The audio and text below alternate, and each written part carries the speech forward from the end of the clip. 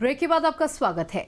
दिल्ली में कांग्रेस हेडक्वार्टर्स में working committee की मीटिंग हुई। कांग्रेस की मीटिंग में लोकसभा चुनाव 2024 के लिए चुनावी घोषणा पत्र यानी कि मैनिफेस्टो पर चर्चा हुई। मैनिफेस्टो कमेटी ने पहले ही ड्राफ्ट सीडब्ल्यूसी को मंजूरी के लिए भेज दिया था। मीटिंग के दौरान अध्यक्ष खड़गे ने मौजूद नेताओं से कहा कि वे कार्यकर्ताओं से मैनिफेस्टो में शामिल कर मुद्दों को देश के हर गांव तक और घर तक पहुंचाएं।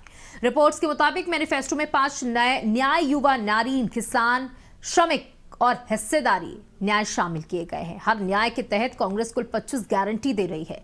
पार्टी हेडक्वार्टर्स में चल रही बैठक में सोनिया गांधी, राहुल गांधी के अलावा अध्यक्ष मल्लिकार्जुन खड़गे भी मौजूद रहे। उसके साथ साथ कई बड़े लीडर्स मौजूद रहे। तो देखिए, अब चुनावी तारीखों की घोषणा हो गई है। अब बारी है घोषणा पत्र की, उन वादों की जो सारी पार्टियां करने वाली हैं जनता के बीच जाकर कि अगर वो जनता उनको जिताती है तो वो उनके लिए ये काम करेंगे।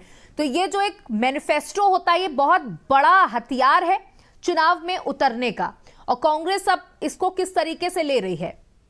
देखिए, चुनाव घोषणा पत्र एक हथियार है, लेकिन धीरे धीरे वो सब गौड़ हो रहा है। अब कांग्रेस के सामने सबसे बड़ी चुनौती मोदी का मुकाबला कैसे किया जाए, क्योंकि मोदी का एक तरीके से इस बार मुद्दा बिल्कुल छाया हुआ है। अब उसका मुकाबला कैसे करें? तो अब मोदी ने अगर गारंटी दी है तो कांग्रेस भी गारंटी देने जा रही है। 25 गारंटी। युवाओं को हम नौकरी दे देंगे, महिलाओं के लिए काम करेंगे, महिलाओं के लिए काम करें, उनका आरक्षण दे देंगे, श्रमिकों के लिए करेंगे, हिस्सेदारी, किसानों का कर्ज माफ कर देंगे। ये सब तमाम बातें जो हैं वो लगातार कारण क्या है कि उन्होंने गारंटी दी तो उन्होंने भी गारंटी दे दी। लेकिन आप सबसे बड़ी बात क्या है? सबसे बड़ी बात यह है कि जब बीजेपी होती है और कांग्रेस होती है, और कांग्रेस के खास तौर से राहुल गांधी होते हैं, और जब भी कुछ बोल देते हैं जी, तो उस पर तुरंत वो फाउल हो जाते हैं। अब देखिए, अब उन्होंने क्या किया, राहुल गांधी ने कहा हिंदू धर्म एक शक्ति। अरे आप हिंदू धर्म की बात ये शक्ति कह देते कि मोदी शक्ति, और बस उन्होंने जैसे ये गेंद उछाला और तुरंत मोदी ने लपक लिया। और उन्होंने क्या कहा? उन्होंने कहा कि देखो, शक्ति माने महिला, शक्ति माने तो हमारा शक्ति स्वरूपा देवी को कहा ही जाता है। या देवी सर्वभूतेषु शक्ति रूपेण संस्थिता नमस्तस्ते नमस्तस्ते नमो नमः, ये हमारे यहाँ कहा गया। तो उन्होंने एक और कहा, उन्होंने तुरंत कहा, और क्या कहा?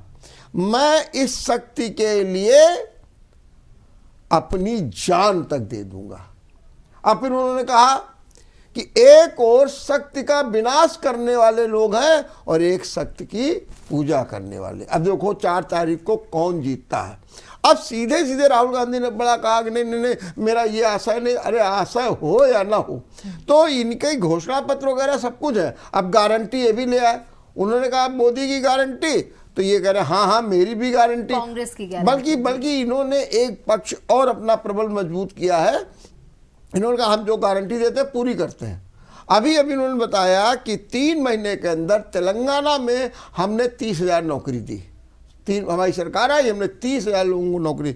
इसी प्रकार से उन्होंने कहा कर्नाटक में जो हमने वादे किए थे हमने उनको भी पूरा किया।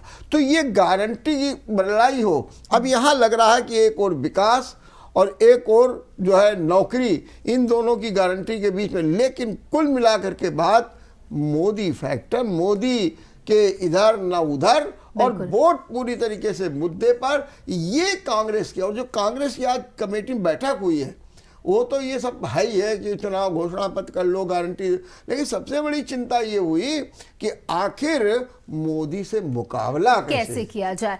तो कुल मिलाकर के जो मैनिफेस्टो आया है वो सिर्फ और सिर्फ कहीं ना कहीं एक डेटा है, जिसको एक डेटा के रूप में ले सकते हैं।